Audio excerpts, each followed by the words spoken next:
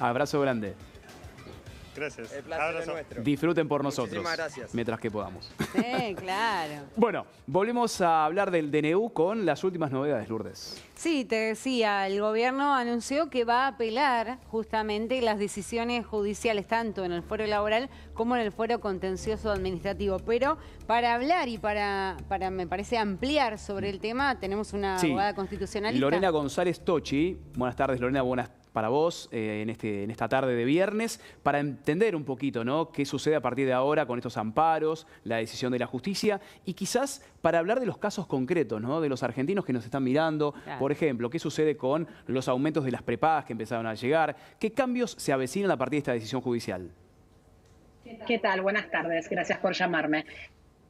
Bueno, primero para aclarar y para traer un poco de tranquilidad en tanta movida de causas judiciales que se sucedieron desde el 3 de enero, como consecuencia del dictado del DNU, lo importante es saber que frente a este DNU, más allá del control parlamentario del Congreso, que ya está empezando a funcionar, también aparece en forma paralela el control judicial, que es decir, el control en sede judicial.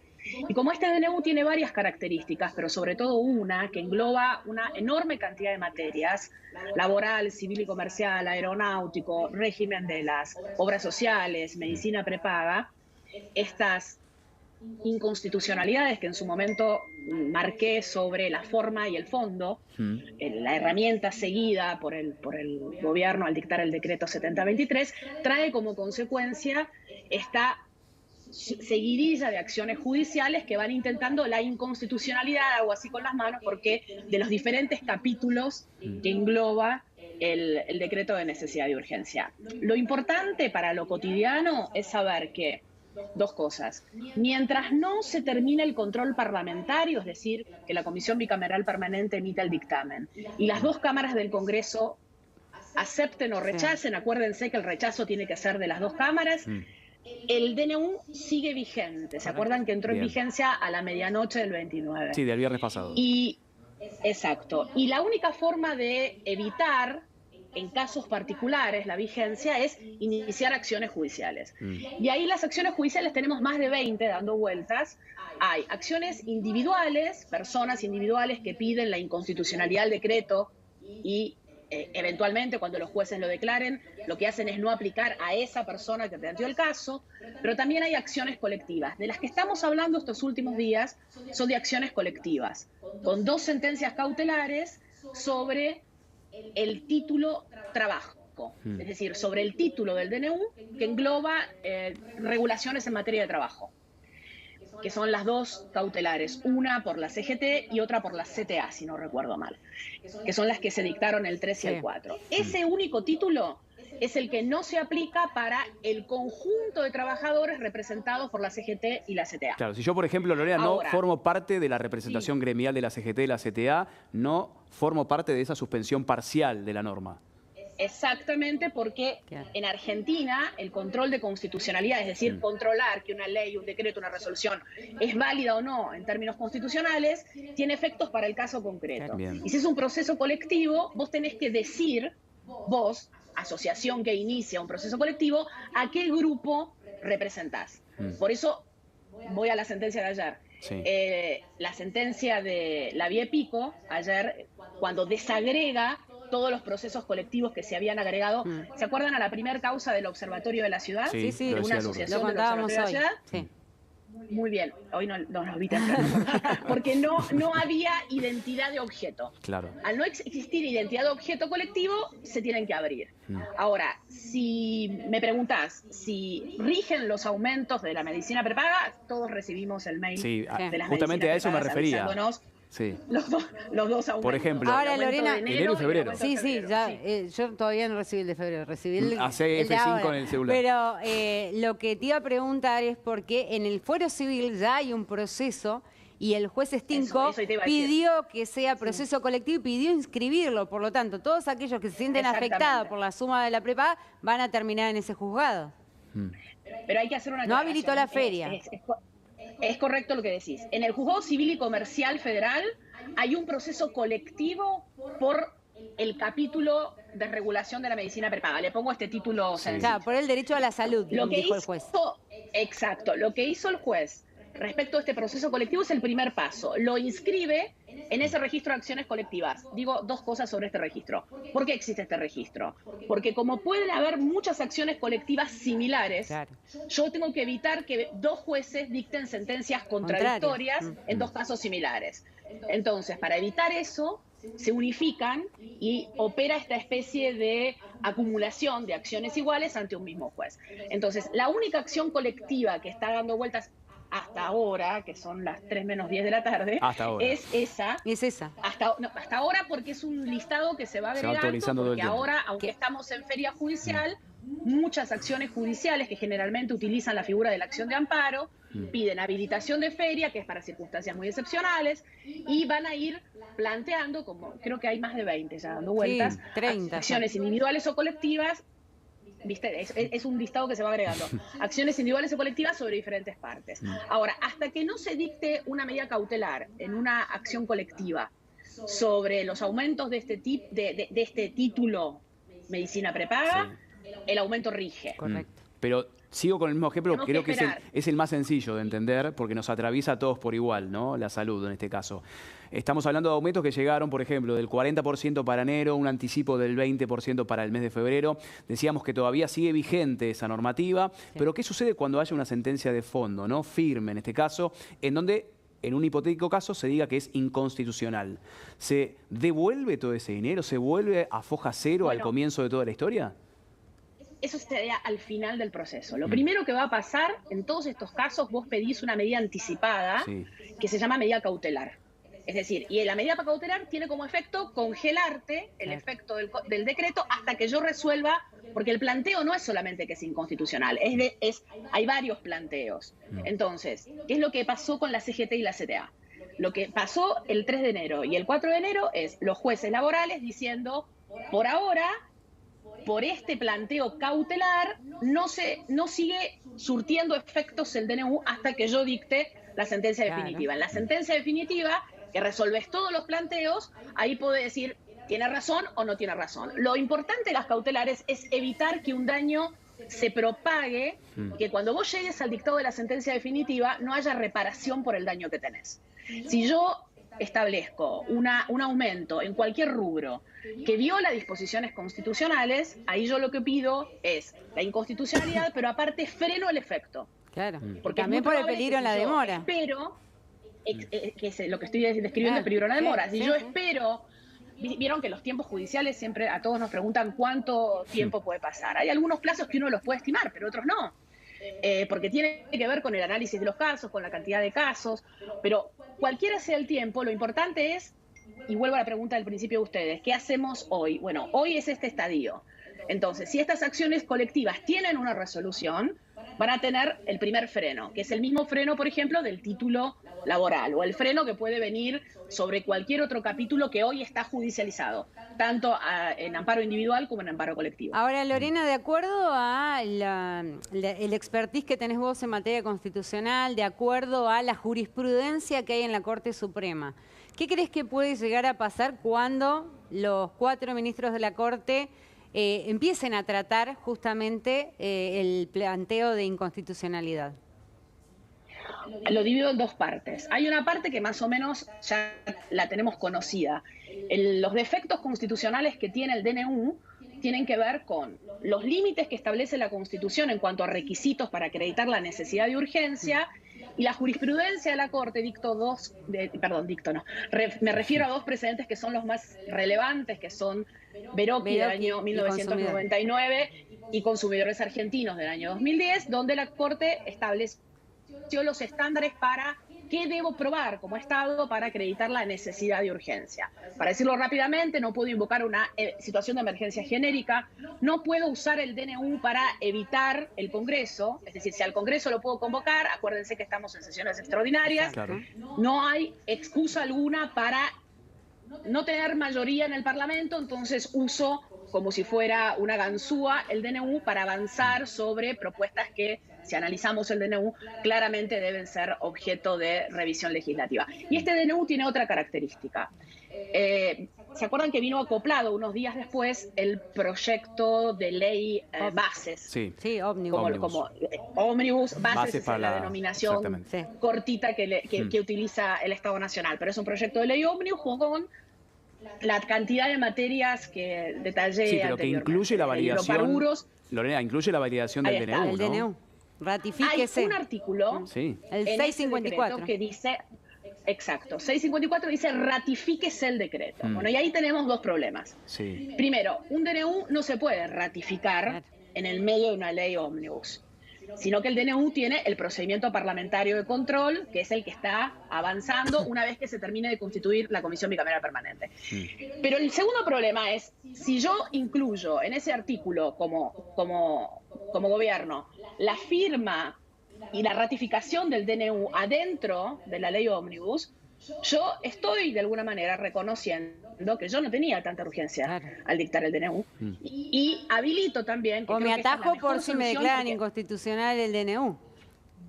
Pero eso porque la ley lo está ratificando. Pero eso va a pasar igual. Claro, se desestima el concepto, el concepto de urgencia porque los trámites parlamentarios llevan más tiempo. En definitiva, al Congreso lo necesitabas. Lo podías convocar. Siempre lo necesitaste. Es inexorable que no necesitabas al Congreso. El DNU es una herramienta muy específica, pero acá hay algo más importante. Al incorporar esta ratificación en el DNU, hay una salida para el Congreso. ¿Cuál es la salida para el Congreso? Decirle, bueno, no hay urgencia, lo metiste acá adentro, y yo abro el DNU y lo analizo adentro de esta ley ómnibus. Si querés que lo ratifique, lo voy a analizar todo. Sí, pero aparte tenemos que buscar una salida. A mí lo que me preocupa es el estado de incertidumbre en el que estamos desde el 20 de diciembre. No sé si a ustedes también. Por tal motivo... Entonces, las preguntas que ustedes me hacen por eso, Lorena, tienen que ver con la incertidumbre. Al principio de la entrevista cuestionás, porque lo dijiste claro, cuestionaste la forma y el contenido, lo dijiste claramente. Hay un cuestionamiento, no solamente del contenido... La forma y el contenido en DNU... Voy a aclarar esto de contenido. Por supuesto que de toda esa cantidad de contenido, estoy de acuerdo con que hay varios temas que deben desregularse, modificarse, derogarse. Pero el problema nadie quita es que eso, DNU, sino que la forma en que se hizo. Exacto. Y acá va unido. Si vos haces DNU, no haces solamente atajo, urgencia, emergencia. Decís, esto lo analiza una sola persona, Poder Ejecutivo, lo decide una sola persona, y con la ley de control parlamentario laxo, solamente juntame una mayoría muy extrema que me lo rechace. Entonces, va de la mano. Tenemos que pensar que el DNU no es una herramienta habitual, no porque no se pueda usar, sino porque tiene requisitos muy específicos. Entonces, el error, creo, que fue usar esta herramienta, y a la vista está el error, ¿no? Ya hay 2 medidas cautelares. ¿Y por qué digo el error? No solamente desde el punto de vista técnico-jurídico, que es lo que me importa, pero a mí me importa la pregunta que ustedes hicieron y que motivó esta nota y que me parece muy interesante. ¿Cómo convivimos con esto? Claro. Entonces, hoy es 5 de enero. ¿Y cómo convivimos? Con más incertidumbre. Por eso le veo una salida ahí cuando meten el temor de la inseguridad jurídica. Todo. Enorme, es enorme. Es enorme. ¿Cómo firmo un contrato? ¿De qué manera renegocio un contrato? ¿Cómo sé cuánto voy a pagar? Voy a pagar de determinado servicio, lo que fuere. Repito, no por endiosar la regulación anterior, no, sino porque las formas, los procedimientos son absolutamente determinantes, porque equivocarse sale caro. Ahora, Lorena, perdón, Pablo, pero en el caso suponte que, se conforma la bicameral, que todavía no se conformó, pero bueno, supongamos que se conforma. Llega el DNU al Congreso, que hoy termina el plazo para que el gobierno lo mande. Se conforma la bicameral, acepta. ¿Qué pasa con esas cautelares? ¿Se caen? Las cautelares van a surtir efecto mientras estaban vigentes. Ahora, el tema es que vos tenés judicializado caso concreto.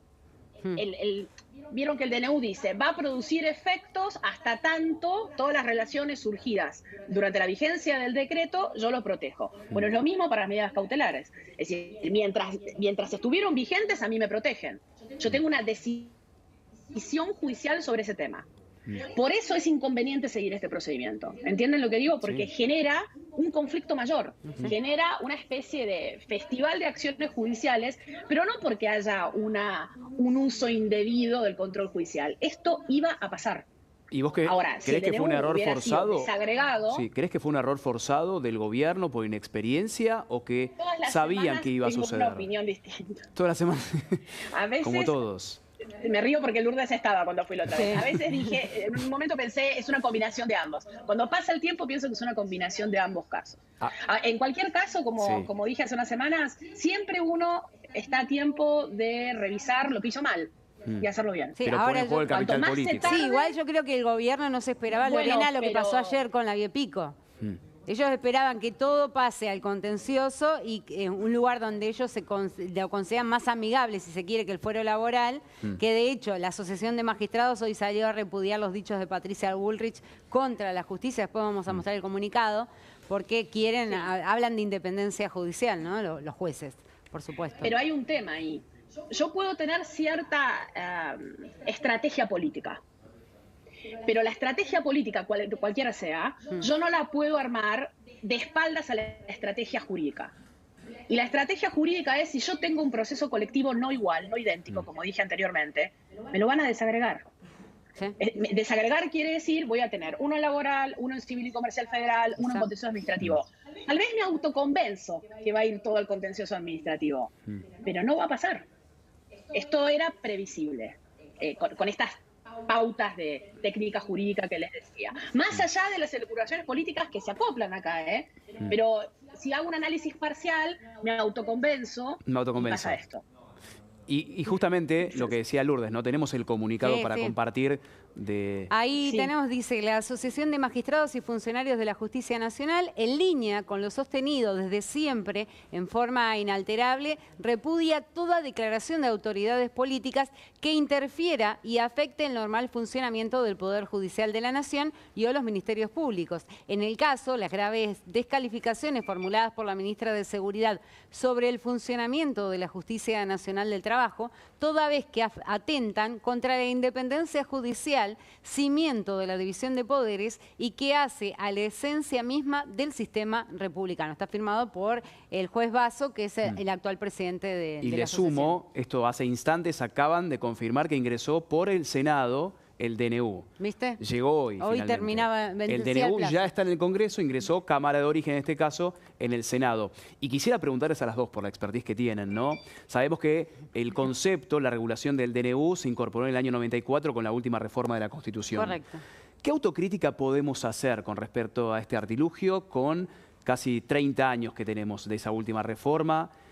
¿Fue necesaria la incorporación? ¿Habría que reformular ese concepto? Entiendo que hay que reformar la Constitución para ello, pero sobre todo con este antecedente y esta modificación de la urgencia. El hecho de que haya DNU, a ver, no, es totalmente constitucional que haya DNUs, creo yo, ¿no es cierto, Lorena? Sí, sí. El tema es cómo los planteás, cómo los haces, porque yo siempre recuerdo, a mí, por ahí muchos me dicen, pero Macri, porque yo siempre recuerdo cuando Mauricio Macri intentó, por decreto, poner 2 jueces en la Corte. Exactamente. Se lo terminaron volteando y tuvo que ir al Senado para que... Pero no era un DNU ese, acordate que ese no era un DNU. Bueno. Ese era un decreto del 99, inciso 19. Lo que pasa es que tradicionalmente se lo dice como DNU. Claro. Ese era un decreto que tiene una finalidad limitada. Pero por decreto los querían poner. Cuando es el Senado que tiene que tratarlo. Y le dijeron no. Pero no es un DNU. Claro. El DNU, en el 94 lo que se intentó, el artículo 99, inciso 3, que incorpora el DNU, miró la práctica de los DNUs de la década del 90. Sí. De esto de esquivo el Congreso y firmo yo solo. Ese presidente de la década del 90 hacía eso. Entonces, se trató, en el marco de una convención constituyente, que también hay que ponerse de acuerdo, de buscar la mejor regulación posible y de pedirle al Congreso que dicte una ley que establezca el control parlamentario. La reforma constitucional fue en el 94 y el Congreso dictó en el año 2006 la ley 26122, que es una ley mala, esencialmente porque el control parlamentario es lábil, es fácil, por esto que decíamos. Entonces, la reforma constitucional tiene un mecanismo muy particular, demanda momentos constitucionales, mayorías especiales. Ahora, también, ya que estamos, deberíamos revisar la 26122, claro, que es la ley que establece el control parlamentario. Entonces ya tenemos un fuerte control parlamentario, como hay en el derecho comparado, por ejemplo, que tiene que ser efectivamente ratificado, para no que haya 2 rechazos para hacer, es decir, dar vuelta al sistema, y fortalecer de esta manera la idea. El DNU no es una ley. El DNU es una herramienta excepcional Exacto. y el Congreso tiene que ratificar esa herramienta excepcional. Esa es la idea constituyente. Excelente. Entonces, hay proyectos dando vueltas sobre la reforma de la 26.122, así que aprovechemos. Bueno, Claro. justamente Que por se eso. reforme todo. Ya que estamos, está bueno también llevar... Es más fácil que reformar la Constitución. Sobre Claro. todo cosas que son buenas, que sirven, ¿no? Para, Son críticas para constructivas. acelerar la justicia, Para mejorar el sistema. Para mejorar el sistema. A eso Exacto. apuntaba. Totalmente, esa es la idea. Exactamente. Esa es la idea. Y por eso la docencia. Me encanta, lo decía antes, ¿no? También con Lorena, que no la conocía, aprender Lorena, una muchísimo. Genia, Lorena. Un placer haberte Bueno, conocido. gracias a ustedes, en serio. Y Y muy bien que difundan Sí. el derecho. Y sos consulta Eso es permanente muy a partir de importante. ahora, seguramente. Bueno, Bueno, muchísimas bueno, gracias. muchas gracias. Y feliz año. Gracias a ustedes. Bien. Gracias igualmente. Ahora información urgente en La Nación Más.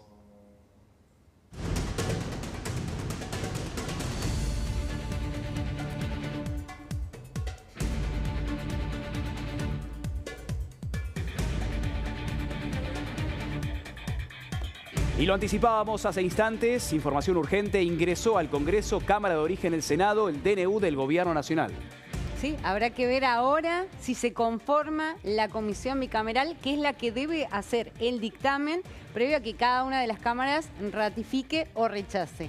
Primero, tiene que conformarse esta bicameral. Tenemos a los miembros del Senado, pero faltan los miembros de diputados. Veremos si en las próximas horas tenemos alguna noticia acerca de quiénes van a ser los integrantes para conformar justamente esta bicameral, ahora que ya está el DNU dentro del Congreso. Ahora sí tiene que ser tratado el trámite, lo que corresponde, ¿no? Según la Constitución, en el Parlamento.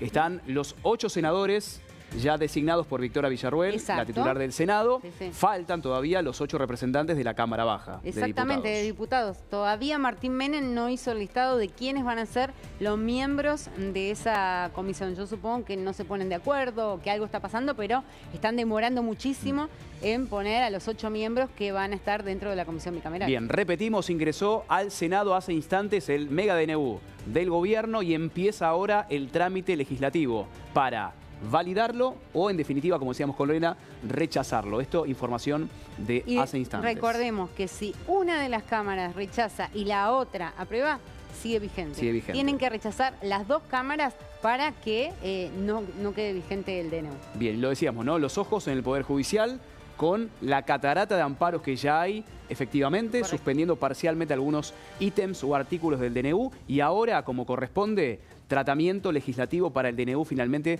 si es válido o no. La tarea la tienen ahora los legisladores. Legisladores, tarea no menor, ¿eh? No menor. Van a tener que trabajar y Movido el verano también Sí. para la actividad legislativa. Y hablamos del comienzo de año, cuando uno pensaba que era todo festejos, alegría. Para una familia no fue así, ¿no? Encontrar a su hijo